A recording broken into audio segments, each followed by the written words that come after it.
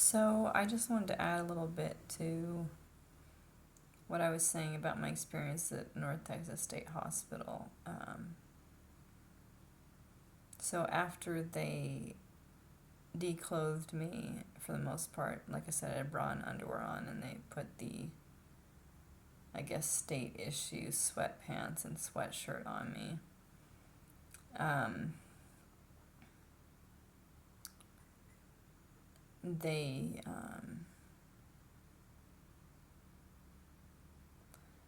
They strapped me to a chair. This was the first time they'd stuck a needle in me to try to get me to go to sleep. Try to knock me out, in other words. And I hadn't been violent, mind you. I had just wanted to stay in my dress. And I didn't know that would be okay. I didn't even know where I was, really.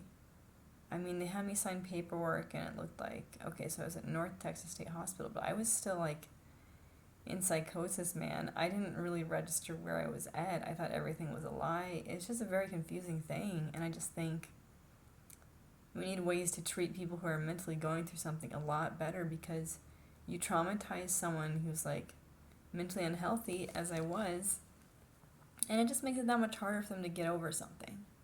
I mean, you can say each trauma, each struggle, a person grows stronger. That just gives you an excuse to treat them like shit. I mean, you can grow stronger through life difficulties, but for a while it makes you weaker, it makes you cry, it makes you not understand who you are, you feel disenfranchised. And by that I mean, because I don't know if it's a term people really use, you feel like taken apart from yourself and like put in a vase and squeezed into a jello.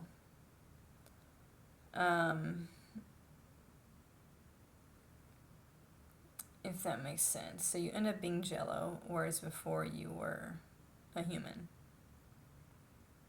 So your limbs are missing. This is just an analogy I'm making up. So your limbs are missing, and your brain is turned to half a puddle.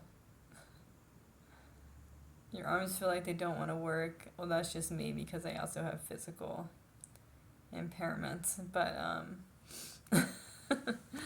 I was trying to make an analogy. I'm just saying, like, it really rips you apart when someone or people treat you like that. Because you can't, like, come to a human being and force them to put on an outfit they don't want to put on. Like, in kind of a rude, like, I would say it felt violent, but they didn't really leave any bruises on me. But it was very, like, rushed. It was very sudden. It was very traumatic. And, so, yeah. My brain blocks certain parts of it, so then I just have to skip to another part of it and start to tell you again what I was trying to say from that part. So after they changed my outfit, after they forced me into a sweatshirt and sweatpant outfit, and they had cut my dress, spaghetti straps, it was the last thing I owned, which broke my heart. And they put me in a chair and strapped me to it and wheeled me into another room after about 10 minutes of being trapped in this strapped chair, which felt like I was suffocating. Because if you can't move, it kind of feels like you can't breathe. And I talked to these two women there, and it was like standing up for myself, and I talked to the doctor who had probably made the order to switch my outfit, force her into the other outfit, which is, I guess, what they have to do, because people just have to follow each other around and be, like, horrible to other people. It's in their job description. It's just like, did they not have thoughts of their own? Did anyone really give a shit what I was wearing? But somehow some overarching force, like, compels them to just be, like, so cruel and unkind to other people. And ultimately they make that choice, but do they? In a small town like Vernon, Texas, and this is just me giving them some leeway, um, have many job opportunities. I mean, it's a small town. It's probably either you work at a hospital or you work at the state hospital. So, yeah.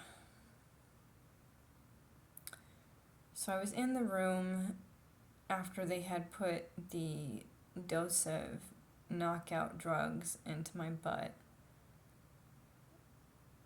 which was also like traumatizing. I just can't believe they did that to me. I thought also in this world that I was worth more than that. Than to be treated like I don't even exist is coming to mind. When clearly I was there in front of them and I existed. It should have been clear also that I was freaked out. And I wasn't really like making any movements like I was freaked out. I wasn't really talking like I was freaked out. I was just being very direct. You know, when I told them what they did was wrong and like they cared. But I felt like I was gonna die after they like put the needle into my butt and tried to knock me out. I wasn't being knocked out. I felt like the stuff go through my body, and I felt like this restless movement in my limbs. It didn't show, but I felt like the only thing my body wanted to do was move, and I was strapped to a chair. It felt like torture.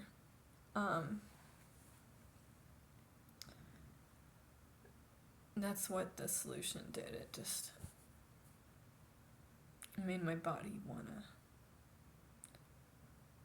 wanna move, like run back and forth in the room or something.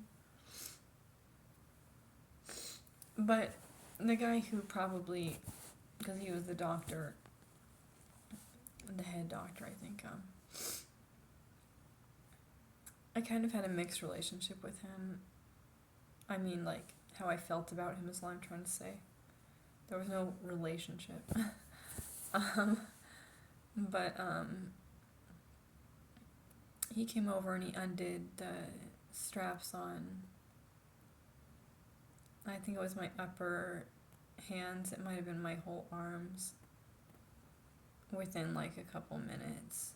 He sat there and he thought about it for like an extra minute, I think, but you could tell I was really suffering, and I felt like I was gonna die. I felt like my body was just gonna pass out. He undid the arm straps. I still couldn't get up because I was strapped in my legs, and yeah, I don't know if other parts of my arms were strapped. I can't really remember how the chair worked exactly. I think it was. No, I just don't remember what he helped me with, but at least that was some mercy, I guess. But it doesn't really feel like enough. In a situation where everyone's being cruel, at least, like.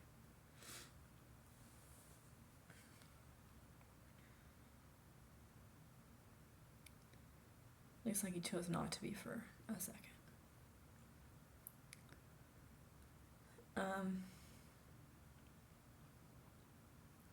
There was something really funny that happened while I was there. I was really afraid to go back into the room with all the girls. It was like they had the girls and the boys separated in different hallways with locked doors in between by magnets or something, so the boys couldn't get to the girls' area. There was one point at which a boy did get back there, and they shoved him out really quickly. Not shoved him, but they ushered him out.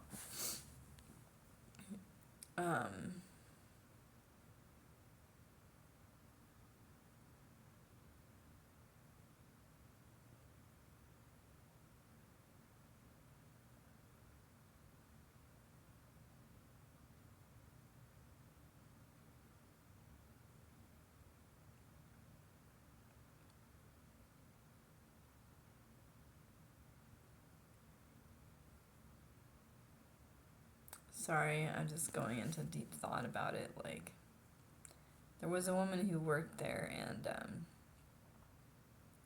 she had been really rude to me when I'd asked to use the bathroom when I was in the dorm area with the girls. It wasn't like a dorm area, like hallway, like it was.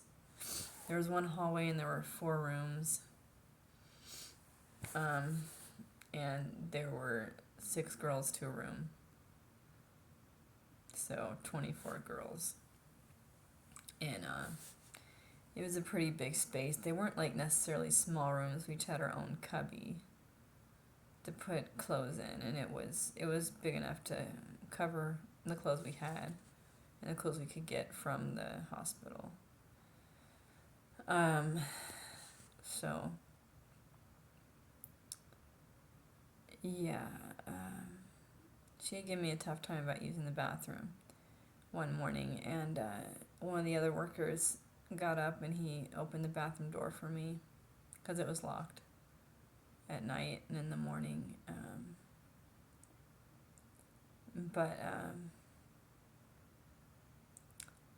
Yeah, so I saw her and I was walking down the hallway. I think this was like,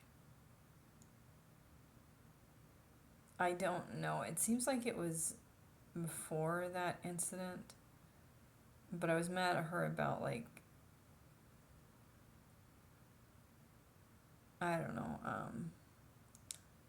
some other stuff. Like, I thought she was saying some things in her head that she wasn't, but she also, like, it seemed like she was gossiping about the girls to another worker as we were walking down the hallway, which I don't know for sure if that happened because I was, like, in a mentally fragile place where I thought I could hear people's thoughts and I couldn't.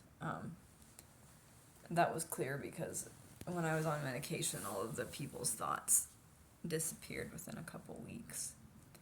And I just heard their words and there was silence again in my head, except for my own voice. Which was nice, so, like, that's kind of why I say it was, like, a good and a bad situation, because they forced me to take meds. I refused to take meds, and they took me to a little court on site where they didn't really give me a chance to speak about why I didn't want to take meds. They just ordered that I take meds. I tried to speak up about my concerns, and they gave me, like, I think they might have given me time for one statement. So I just said, like, these are the reasons I don't want to take medication. These are the side effects I believe I have. Those are probably just things that, like, are normal side effects of my body because I have an autoimmune disease and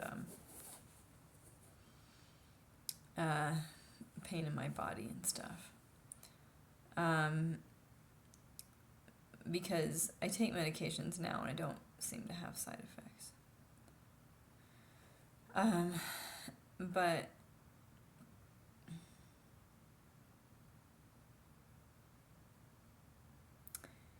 yeah, I'm gonna stop right there.